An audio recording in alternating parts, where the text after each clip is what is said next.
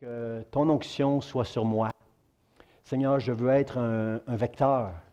Je veux être quelqu'un qui va être capable de transmettre un message rempli de ton amour. Rempli, Seigneur, que la pensée de ce message-là puisse nous être communiquée par ton Saint-Esprit, Seigneur. Qu'on puisse sortir de ce lieu avec un désir d'avoir une plus grande communion avec toi à cause de ton amour, au nom de Jésus. Amen, amen. OK. Gloire à Dieu.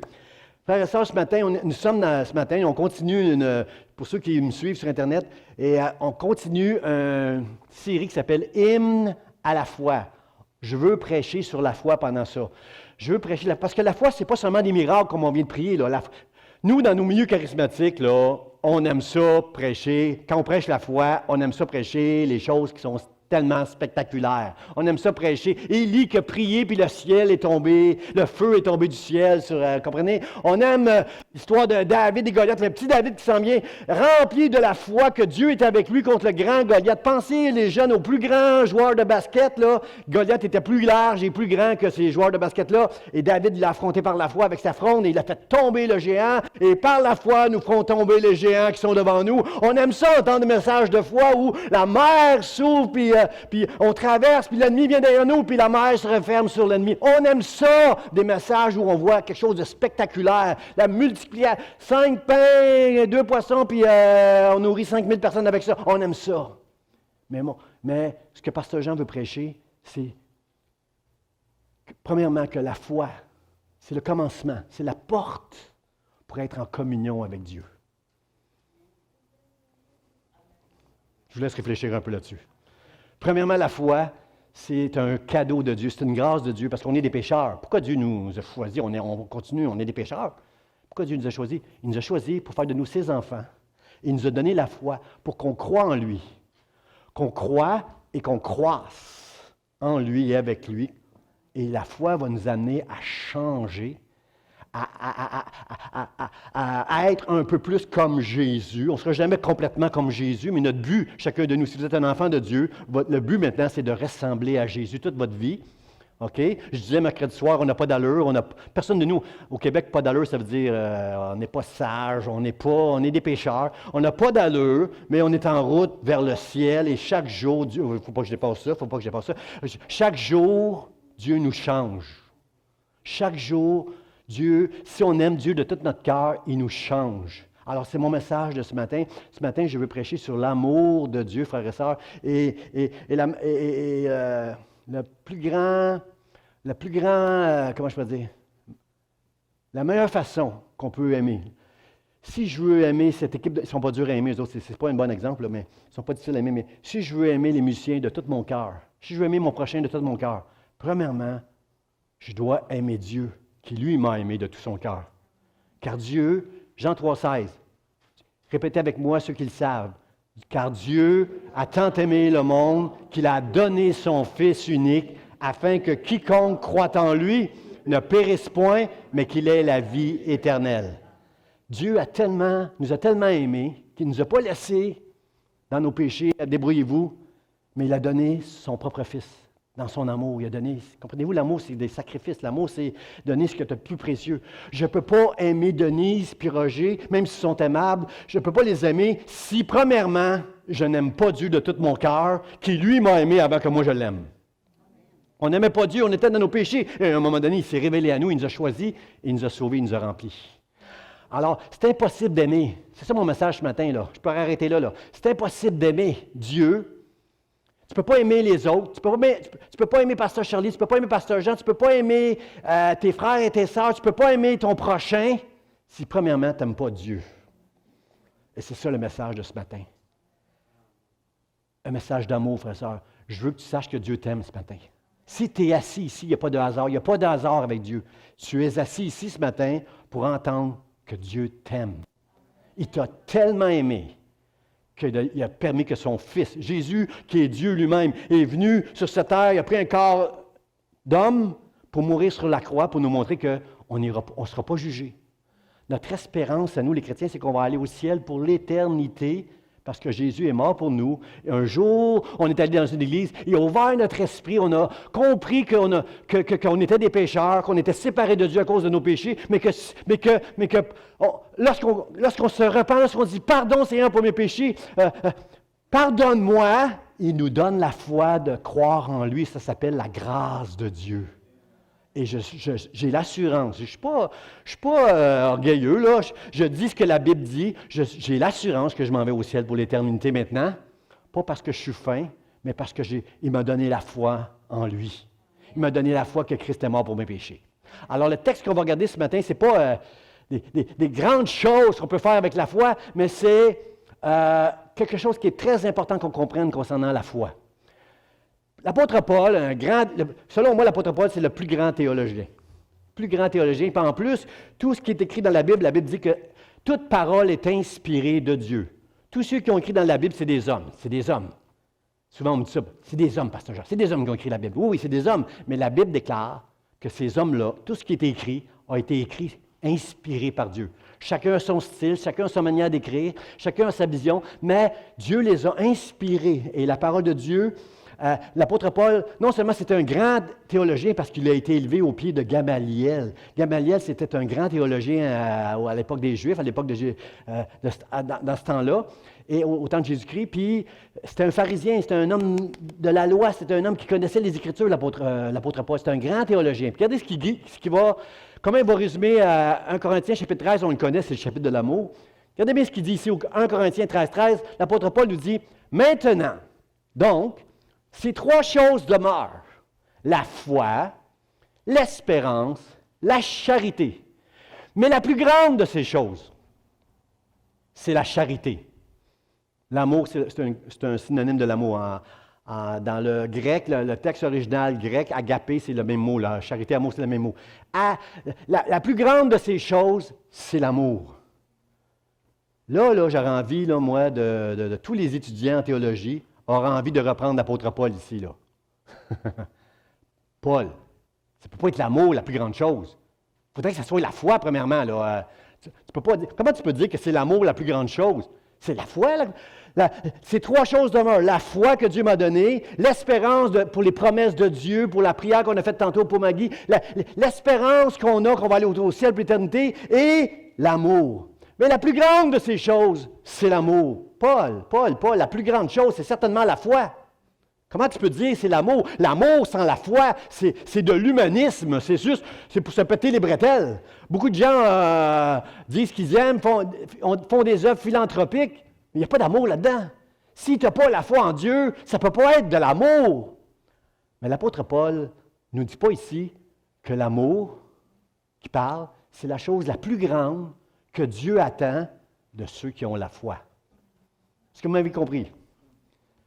L'amour est lié à la foi. Tu peux pas, dis pas que tu aimes si tu ne connais pas Dieu. Dis pas que tu aimes. Oui, il y a des gens qui aiment. Oui, il y a des gens qui vont être très chaleureux, qui vont dire « je t'aime », qui vont te rendre des services. Mais ce n'est pas l'amour, ça. Le vrai amour, il vient de Dieu. Un Dieu qui nous a tant aimés, qu'il a donné son Fils, afin que si on croit en lui, on ait la vie éternelle. C'est ça l'amour. C'est un amour. L'apôtre Jean dit « Dieu est amour ». Il résume Dieu dans ce mot-là. Dieu est amour. Tout ce que fait Dieu, il l'a fait avec amour. Même sa justice, il y a de l'amour. Pourquoi il y a un enfer? Parce qu'au ciel, il n'y aura personne qui va venir faire le trouble. On est dans une génération où tout le monde veut des droits. On est dans une génération où il n'y a jamais eu autant de rébellions, de manifestations, de revendications. Tout le monde a une tribune, Facebook, TikTok. Il y a des tribunes partout pour revendiquer toutes sortes de droits. On fait 1000 personnes ont manifesté contre le masque hier. Il y a plein de rébellions dans le monde. Et je vais vous dire une chose, frères et sœurs. Dans le ciel, il n'y aura zéro rébellion. Dans le ciel, ça va être l'unité, l'amour. Parce que chaque personne qui va être au ciel pour l'éternité, ce sont des gens qui ont reçu la foi que Dieu est amour. Amen. Si Dieu est amour, je ne peux que marcher avec lui. Je ne peux que lui faire confiance et agir avec amour envers les autres. Plus je vais être rempli de l'amour de Dieu, plus je vais avoir la connaissance des mystères de Dieu et plus que je vais être capable de vous aimer et d'aimer mon prochain. C'est l'amour. Dieu est amour. L'apôtre Paul va dire à l'église de Thessalonique, puis j'espère qu'il va le dire, que Dieu va le dire à l'église Vie d'Espoir un jour. Il a dit à l'église des Thessaloniciens, il l'a écrit dans une lettre, je pense que c'est 1 Thessaloniciens, chapitre 4, de mémoire, verset 9. Lui, il a une bonne mémoire, il me corrigera. Ça dit, je ne l'ai pas mis sur le PowerPoint, mais ça dit, je connais, Paul dit, wow, je prie Dieu, je connais votre amour que vous avez appris de Dieu. Je ne l'ai pas écrit dans le PowerPoint, mais je pense que je l'ai mis dans mes notes. Oui, vous avez appris de Dieu que vous devez vous aimer les uns les autres et vous le faites. Wow, quelle belle déclaration de l'apôtre Paul. J'ai hâte de dire ça, moi, de l'Église Vie d'Espoir. Je le vois déjà, là. Toutes les personnes qui vous ont accueillis ce matin, là, que ce soit Robert, Nicole, Denis, tous les gens, nos musiciens, vous comprenez qu'il y a de l'amour ici dans l'Église Vie d'Espoir. OK?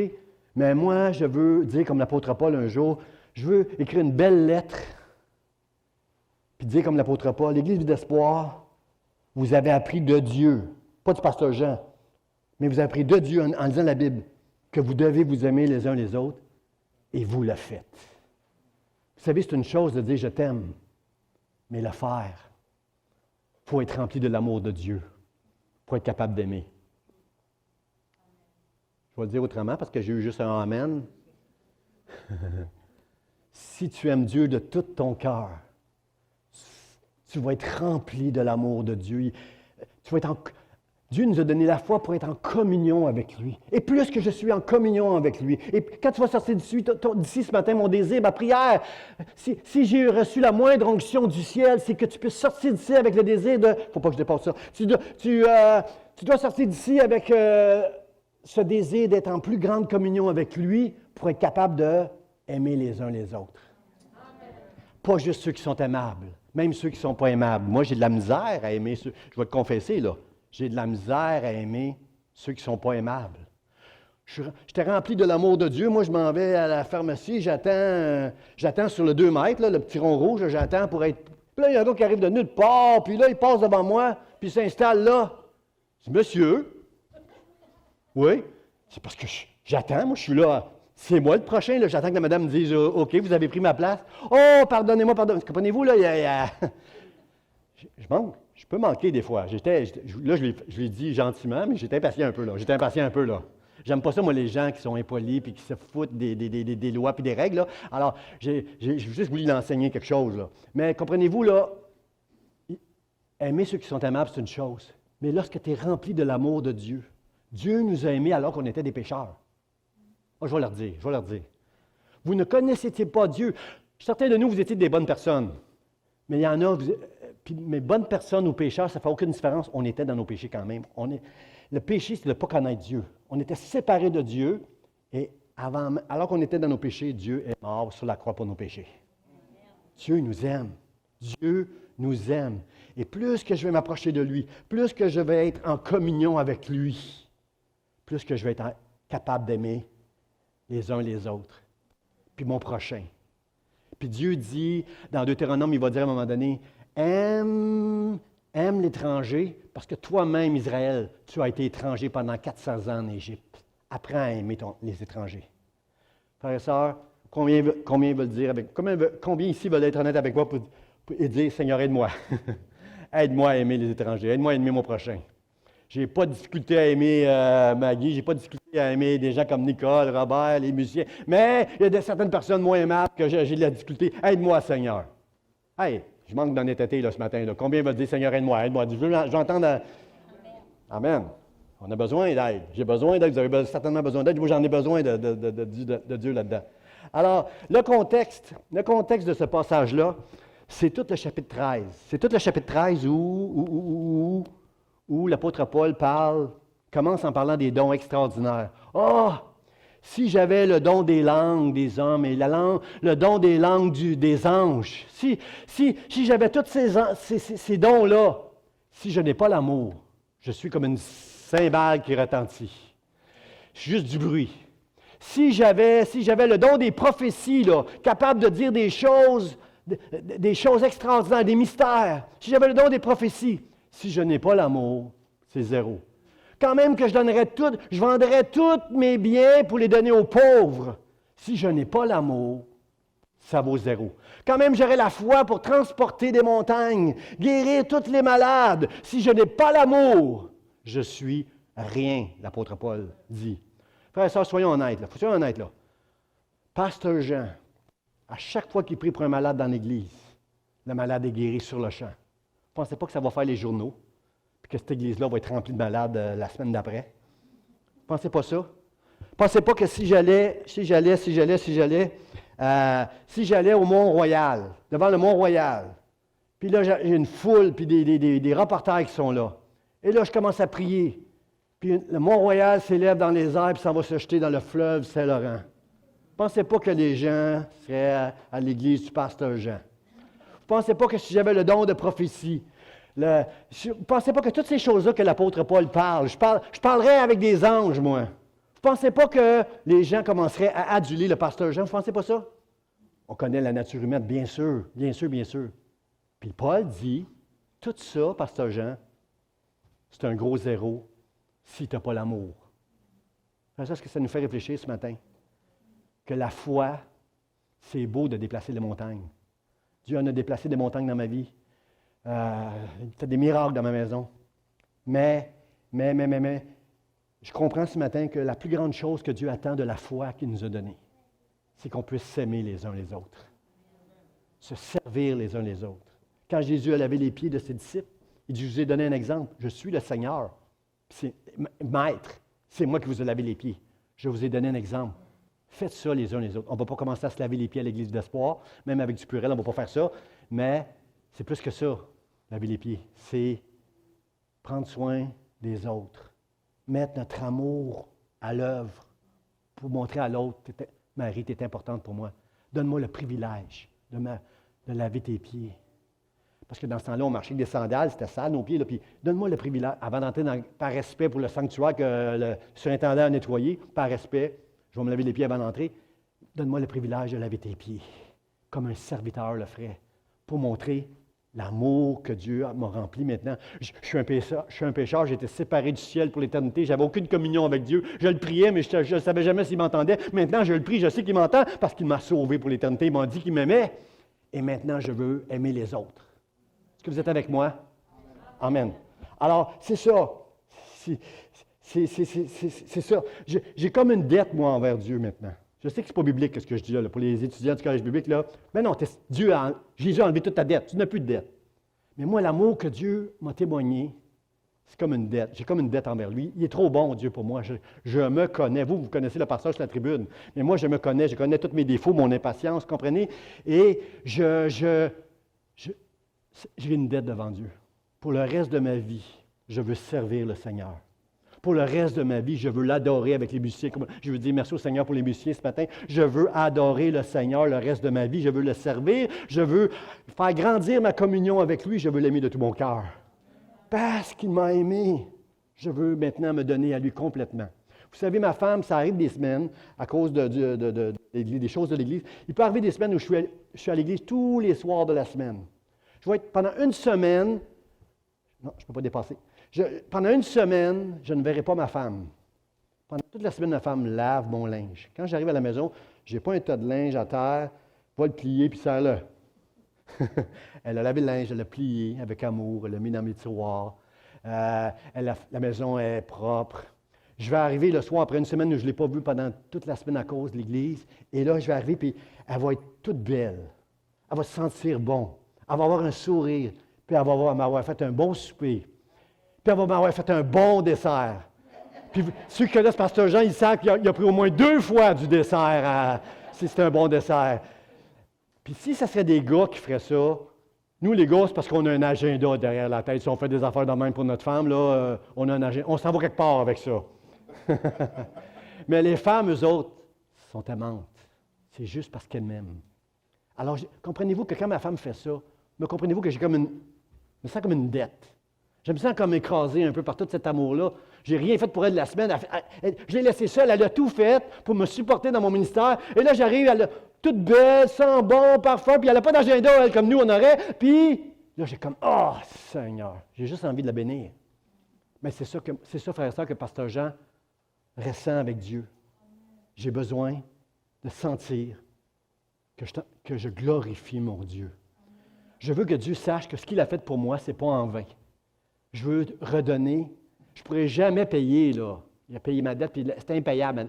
Si humainement, en étant bon, puis en faisant des bonnes œuvres, on pouvait, ça serait écrit quelque part dans la Bible. C'est seulement le sacrifice de Christ à la croix, si je crois là-dedans, qui va me permettre de devenir un fils adoptif de Dieu, aimé de Dieu, protégé de Dieu, gardé par Dieu. C'est seulement à cause de Dieu, l'œuvre qu'il a faite à la croix et la foi qu'il m'a donnée. C'est à cause de cette grâce-là maintenant que je peux redonner à Dieu. Mais combien sont avec moi pour dire on veut redonner à Dieu? On veut redonner à Dieu.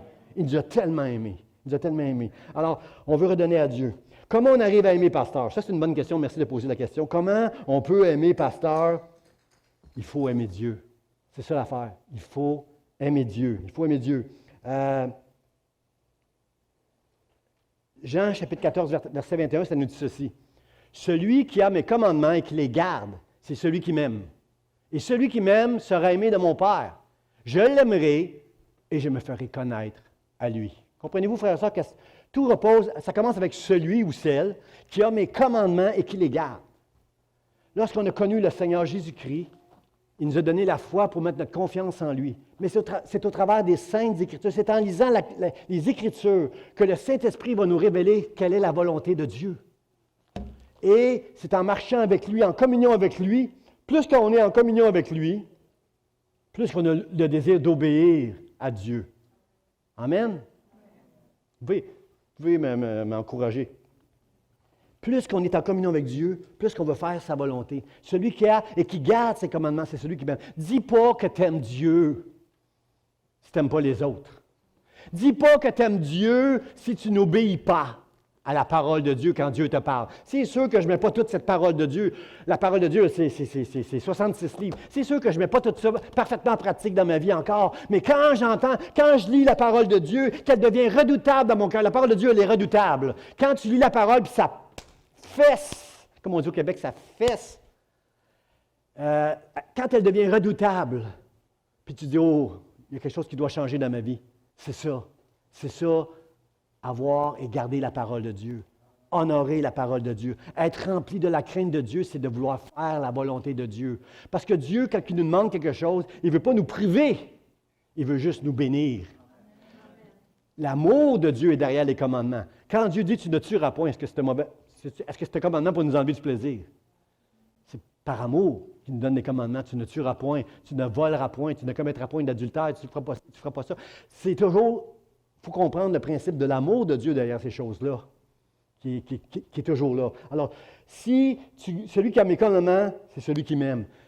Un jour, on a demandé à Jésus, c'est quoi le plus grand commandement? Le plus grand commandement, c'est « tu aimeras Dieu ». Tu aimeras, je l'aime celui-là, tu aimeras le Seigneur, ton Dieu, de tout ton cœur, de toute ta force, de toutes tes pensées. Le Seigneur, ton Dieu. C'est une chose d'appeler Dieu mon Dieu. Mais si j'appelle Dieu mon Seigneur, c'est parce que je veux faire sa volonté. C'est le Seigneur qui dit aux autres quoi faire, et pas les autres qui disent au Seigneur, ça, demande-moi pas de faire ça. Comprenez-vous? Tu aimeras le Seigneur, ton Dieu, de tout ton cœur, de toutes tes forces, de toutes tes pensées. Et tu vas être capable d'être rempli de l'amour de Dieu pour aimer les autres, pour obéir aux règles, même si elles sont ennuyeuses par le gouvernement. Tu vas te plier aux autorités, tu vas te plier aux autorités dans l'Église, tu vas te plier aux autorités dans le monde. Tu vas juste être capable de te soumettre à Dieu parce que tu l'aimes de tout ton cœur. Là où est ton cœur, là sera ton trésor, la Bible dit. Ton trésor, mon trésor aujourd'hui, c'est Dieu, frères et sœurs. J'aime ma femme de tout mon cœur. Je l'appelle mon trésor, mais mon plus grand trésor, c'est Dieu. J'aime ça le lundi quand il fait beau aller jouer au golf. J'aime ça, le golf. Mais mon plus grand trésor, ce n'est pas le golf. C'est Dieu. Quand j'ai connu le Seigneur, quand j'ai commencé à aller à l'Église, j'aimais tellement le golf que ça m'ennuyait d'aller à l'Église le dimanche quand il faisait beau. Je n'étais pas encore, comprenez, je n'étais pas encore amoureux de Dieu, là. Et ça m'ennuyait. Et à un moment donné, je suis tombé en amour avec Dieu. Puis j'ai décidé de mettre mon sac de golf dans le garde-robe de côté. Pendant quelques années, j'ai refusé d'aller au golf parce que j'aimais trop le golf. Et je voulais prouver, j'avais besoin de prouver que la foi que Dieu m'avait donnée était plus grande que ma chair qui aime jouer au golf. J'ai mis mon sac de côté et pour dire à Dieu, c'est toi que j'aime plus, Dieu. Et quelques années plus tard, Dieu m'a permis d'aller rouvrir la porte de mon garde-robe. Parce que Dieu n'a aucun doute que je l'aime plus que n'importe quoi sur cette terre. Mon trésor dans mon cœur, c'est Dieu. Et jusqu'à la fin de mes jours, je veux le prêcher. Frères et sœurs, tu ne seras jamais heureux sur cette terre si ton trésor, le trésor des trésors, tu as le droit d'aimer jouer au golf, tu as le droit d'aimer des choses, tu as le droit d'aimer des affaires dans ce monde, tu as le droit d'aimer jouer à des jeux ou à je ne sais pas quoi, mais Dieu doit être ton plus grand trésor. Je dois entendre un vrai amen là-dessus. Dieu, c'est Dieu mon trésor, c'est Dieu mon trésor. Il m'a tellement aimé. Amen. C'est ça. Et c'est important de faire la volonté de Dieu, frères et sœurs. C'est important de faire la volonté de Dieu parce que la parabole des deux fils. Vous savez, il y a une parabole, Jésus, à un moment donné, pour montrer que la foi, l'amour et les œuvres, ça va ensemble. Jésus va faire une parabole à mener à des hommes, des pharisiens, en disant, il y a deux fils que le père demande d'aller travailler dans la vigne. Le premier dit, oh non, j'ai un agenda, moi j'ai des amis, peut-être qu'il voulait aller boire avec les amis, peut-être qu'il voulait aller... il y avait un agenda. Non, papa, je ne vais pas travailler dans la vigne aujourd'hui, moi. Puis l'autre, il a dit, ben oui, papa, je vais. Ben oui. Et là, il dit, que vous ensemble, il adresse les pharisiens, on va dire que vous êtes des pharisiens. Que vous ensemble, Jésus leur dit, qu'est-ce que vous en pensez de ça? Le premier qui a dit non, à un moment donné, s'est repenti, puis est allé travailler dans la vigne de son père. L'autre qui avait dit oui, j'y vais, papa. Lui est allé faire ce que sa chair, il y avait un trésor dans son cœur qui n'était pas d'aller travailler pour faire la volonté de son père, pour faire la vigne. Là. Il y avait quelque chose d'autre il y avait d'autres choses dans son agenda et il a fait sa volonté à lui. Alors Jésus pose la question aux pharisiens qui sont assis. Qu'est-ce que vous en pensez? Qui a fait la volonté du Père là-dedans?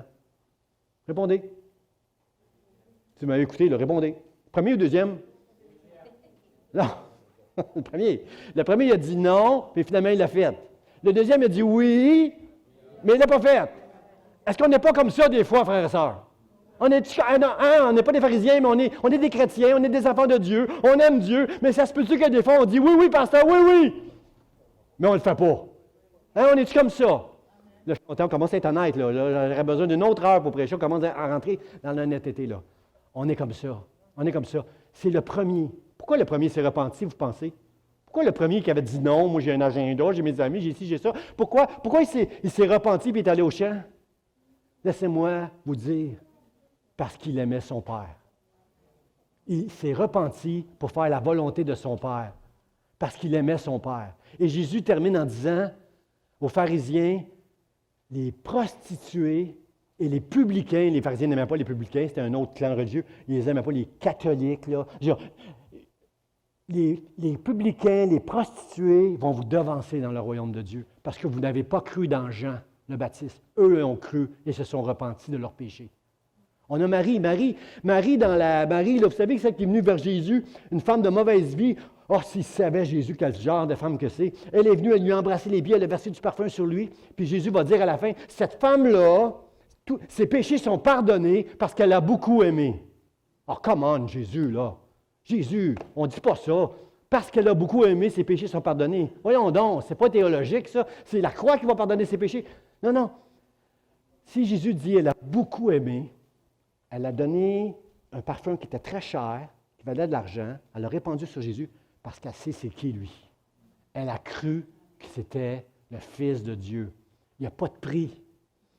Il n'y a pas de prix. Son parfum qui valait peut-être des milliers de dollars aujourd'hui, là, qui aurait pu y assurer une belle retraite, là, je le répands sur le Fils. C'est le Messie. C'est le roi des Écritures. C'est une prostituée, mais quand tu crois, tu deviens adopté, un enfant de Dieu.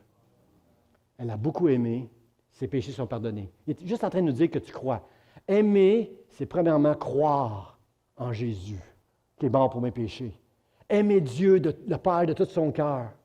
Et permettre à la parole de Dieu de devenir redoutable dans notre cœur pour nous changer de nos mauvaises voies. Est-ce que vous êtes avec moi? Amen. Passage suivant nous dit ceci. Il résume.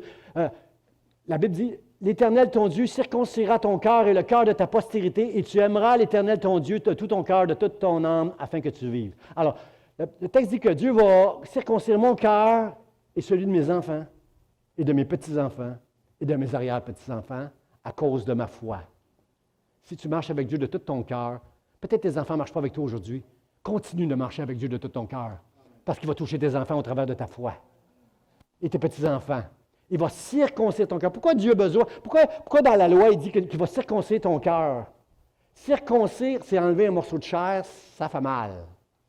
Frères et sœurs, il y a des choses que Dieu va te demander, veut enlever de ton cœur pour que Dieu devienne le trésor de ton cœur. Il y a des choses que tu aimes dans ce monde que Dieu va être obligé de couper. Il va te demander de couper ces choses-là. Il me demandait, j'ai compris à un moment donné, je ne l'ai pas entendu du ciel, je n'entends pas la voix de Dieu, là, moi, mais j'ai compris que je devais mettre mon sac de golf dans le garde-robe à un moment donné, parce que j'aimais trop ça. Dieu va nous demander de couper des choses que notre chair aime. Ça fait mal à notre chair, la circoncision. Mais si tu permets à Dieu de circoncire ton cœur, la promesse, c'est que tu vas arriver à aimer Dieu de tout ton cœur. Et l'amour de Dieu va te remplir toi, va toucher tes enfants, tes petits-enfants, tes voisins, les gens autour de toi, la rue Mariée. Et Dieu va être glorifié au travers de notre amour pour lui, parce que ça va être notre trésor. Il va circoncire notre cœur. Dites-moi pas que vous n'êtes pas attachés aux choses du monde. Nous sommes tous attachés à des choses du monde. Mais Dieu, il y a certaines choses qui ne sont pas bien pour nous et Dieu va les circoncire. Dieu va nous amener à faire sa volonté. Il y a plein de choses qu'on veut faire, que notre chair désire. Des choses qui ne sont pas nécessairement mal. Mais si tu veux faire la volonté de Dieu, ça va faire mal à ta chair, mais ça va faire du bien à ton âme. Là, j'aimerais entendre un amen. Amen. Il me semble que c'était bien dit, là, ça. Là. Ça fait mal à notre chair, mais ça fait du bien à notre âme d'obéir à Dieu qui va circoncire notre chair. Amen, amen, amen. OK. Amen. Gloire à Dieu. Amen. Je t'aime, Seigneur. Dernier passage qu'on va lire ensemble qui résume bien tout ce que j'essaye de prêcher très maladroitement là. Que Christ habite dans vos cœurs par la foi, afin qu'étant enraciné et fondé dans l'amour. Comprenez-vous que la foi ici, c'est la prémisse pour être rempli, enraciné de l'amour.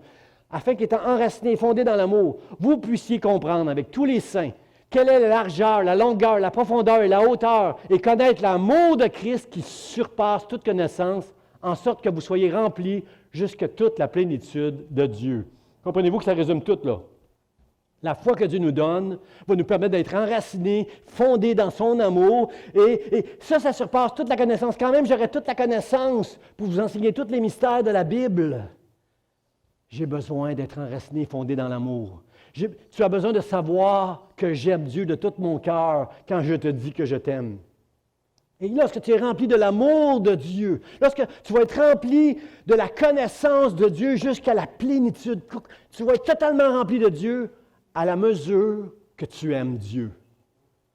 Parfois, des gens me disent, « Pasteur, je lis la Bible, je ne comprends rien. » Bien, continue à la lire, parce que plus que tu vas la lire, plus que tu vas aimer Dieu, plus que Dieu va se révéler à toi. Amen. Et il y a ici des enseignants qui vont t'enseigner la parole de Dieu si tu veux suivre des cours. Il y a les mercredis soirs qu'on enseigne ici. Il y a Pasteur Charlie qui donne des formations pour... si tu aimes Dieu de tout ton cœur, il va ouvrir tes connaissances. Quand j'ai connu le Seigneur, je n'avais pas beaucoup de connaissances.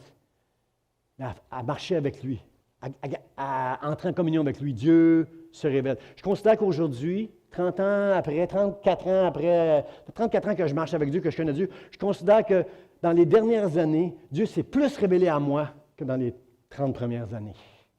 À cause de son amour, parce que je l'aime de tout mon cœur. C'est le trésor de mon cœur. Et mon désir, qu'il me remplisse de sa plénitude pour que je puisse l'aimer de tout mon cœur, de toute ma force, de toutes mes pensées. Est-ce que c'est votre désir, frères et sœurs? Amen, amen, amen. J'invite les musiciens à se préparer. On va terminer avec un chant ensemble, un chant où on va demander à Dieu, on va confesser à Dieu qu'on a besoin d'être rempli de cet amour-là. Frères et sœurs, notre monde, vous êtes d'accord avec moi, notre monde aujourd'hui, notre génération, là, elle est totalement individualiste, totalement égoïste. Une génération revendicatrice de toutes sortes de droits, une génération rebelle. Est-ce qu'on peut attendre de cette génération que l'amour va s'améliorer, qu'on va s'aimer les uns les autres encore plus? C'est utopique de penser que dans notre génération, les hommes vont commencer à s'aimer. Quand nous-mêmes, les chrétiens, on fait défaut dans ce domaine-là. La seule façon qu'on peut aimer les hommes, c'est s'aimer les uns les autres, aimer notre prochain. C'est premièrement en aimant Dieu de tout notre cœur, À partir du moment où il nous révèle qui il est. À partir du moment où il nous révèle qu'on est des pécheurs, qu'il veut nous choisir pour être son enfant, qu'il veut marcher avec nous. Plus qu'on va être en communion avec lui, plus qu'on va l'aimer, plus qu'on va le connaître, et plus qu'on va être capable d'aimer les uns les autres. Alors, j'ai été touché cette semaine, je prenais mon petit déjeuner, puis je lisais un fait divers dans la revue de mon quartier, un petit fait divers. C'était une jeune fille de Terrebonne qui était sur TikTok. TikTok, c'est une nouvelle, Facebook, Twitter, Instagram, il y a tout ça d'affaires. TikTok, c'est des jeunes qui publient des vidéos de eux, là. Puis je suppose que le plaisir, c'est que plus de monde, si ça devient viral, plus que de monde qui voit ma vidéo, plus que ça veut dire que je suis bon. Je ne sais pas c'est quoi le principe de TikTok, mais c'est de publier des vidéos que les gens vont regarder. Puis une jeune fille de Terrebonne, j'ai un fait divers dans mon journal, une jeune fille de Terrebonne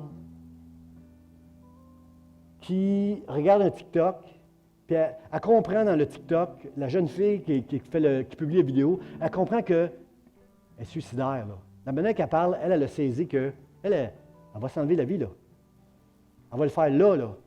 Alors, cette jeune fille-là l'a dit à sa mère appelle la police de Terrebonne, la police de Terrebonne appelle la GRC, ils ont fait une descente la GRC a été capable de... eux autres, ils savent, là, avec l'ordinateur, comment retracer quelqu'un, et ils ont été capables de trouver l'adresse de cette jeune fille-là qui a publié sur TikTok son vidéo. Ils sont allés chez elle, ils ont fait une intervention, ils l'ont emmenée à l'hôpital. Là, ils ont appelé la maman de Terrebonne pour la féliciter.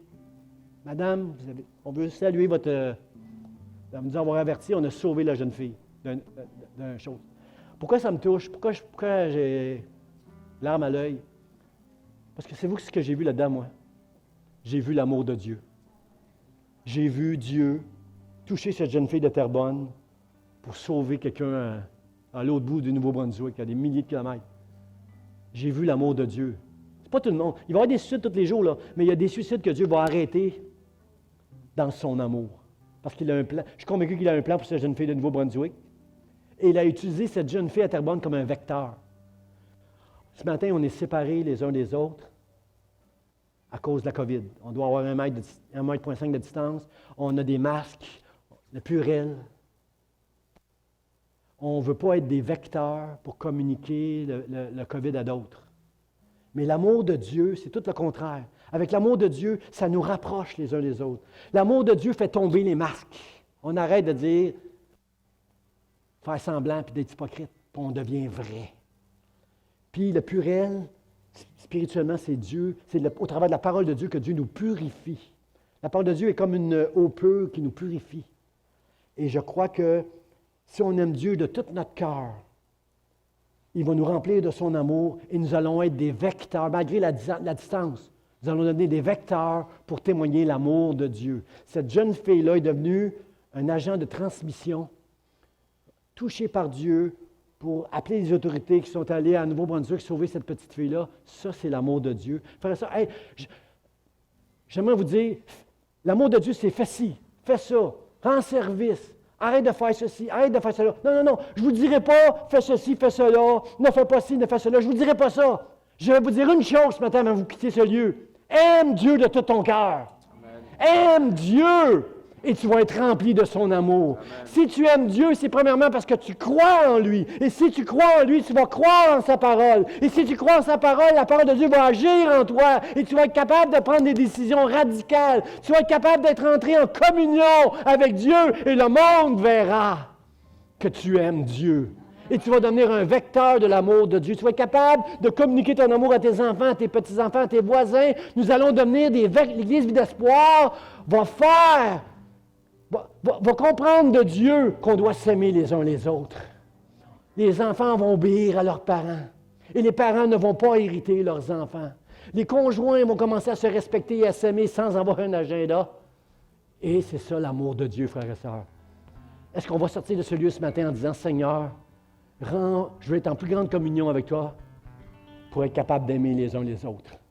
Ce matin, on va se lever de notre place, on va remettre nos masques, on va chanter avec les musiciens ce chant, un chant, c'est quoi déjà? C'est dans tes bras d'amour. On va se jeter dans les bras d'amour de Dieu. Ce que je veux entendre ce matin, c'est des prières honnêtes. Alors que nous chantons, j'aimerais qu'on puisse dire à Dieu, Seigneur.